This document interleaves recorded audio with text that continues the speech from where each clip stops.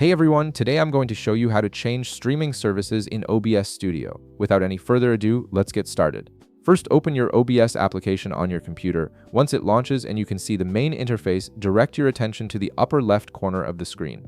You'll see a menu bar there with several options. Click on File to reveal a drop-down menu with various settings and configuration options. From this menu, select Settings. This will open a new window where you can customize all aspects of OBS, including your streaming destination. Once the settings window opens, look at the left panel where you'll find different categories for configuring OBS. Click on Stream. This section is specifically designed to manage where your broadcasts are sent, whether that's YouTube, Twitch, Facebook, or any other platform you prefer.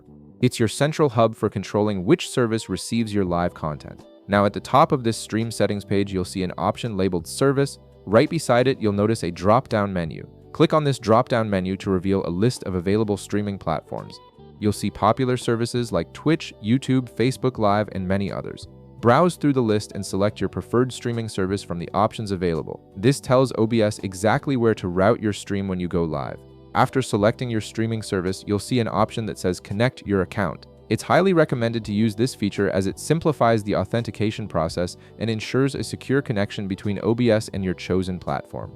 Go ahead and click Connect Your Account to proceed with the authorization process. At this point, OBS will prompt you to log into your selected streaming service account. A browser window may open asking for your credentials. Enter your username and password for that specific platform, whether it's your Twitch login, YouTube credentials, or whichever service you selected. This step establishes a direct link between OBS and your streaming account, allowing you to broadcast seamlessly without manually entering stream keys. Once you've successfully connected your account and completed the authorization, you'll be returned to the OBS settings window.